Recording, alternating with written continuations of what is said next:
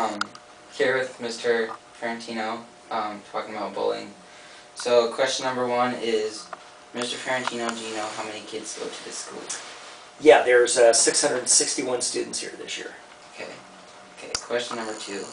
Can you give an estimate on how many kids get bullied at this school every year? We have a survey, it's called a Healthy Kids Survey, and we do that once a year.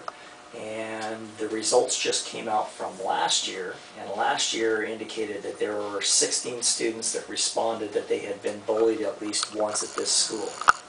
Okay. Question number four. Do you think that most students know that there is a school counselor here at Paulding?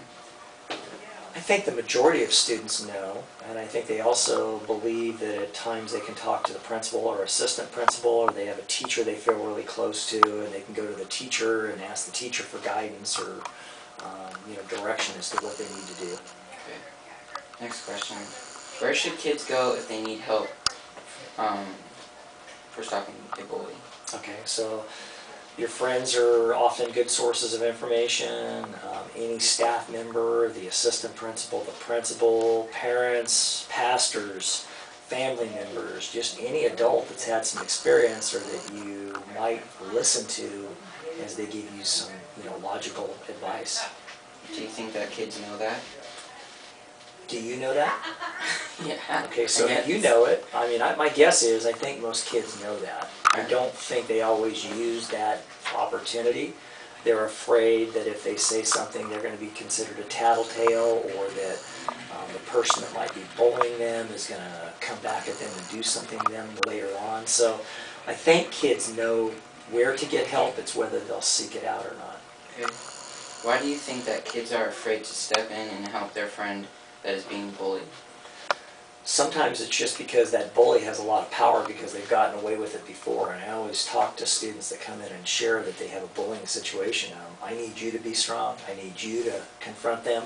I can do it, but if you do it with me backing you up, it means a lot more, and it's a lot more powerful because you're not accepting it, you're not tolerating it, and you're telling the person that rather than me telling them for you.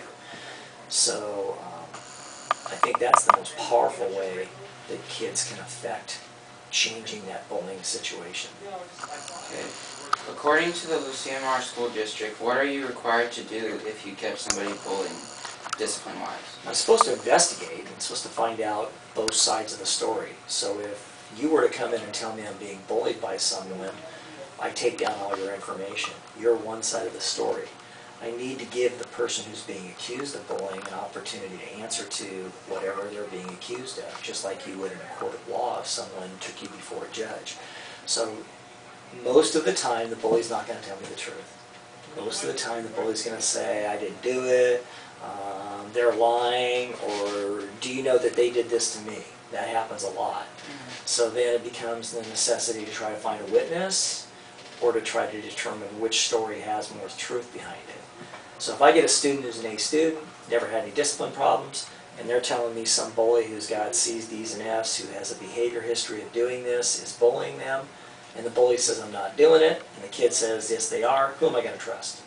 I'm usually going to trust the student who has a good reputation, or could be the student that gets bullied 2 or 3 times during the year. It's a situation that they just seem to find themselves in more often than not. Can you go,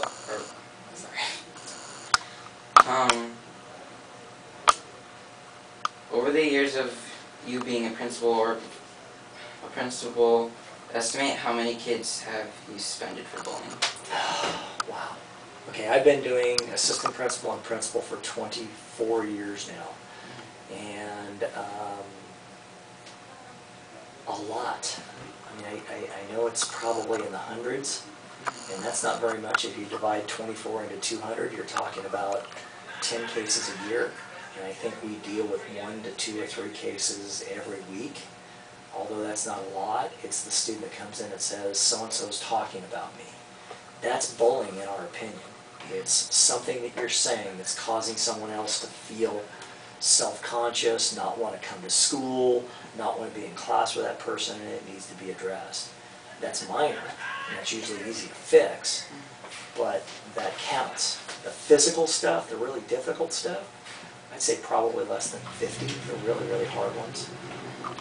Okay. Is there any classes or websites that you know of that talk about the dangers of bullying or what people should do if they are bullied? Tons of them. You can just Google bullying and bullying in service.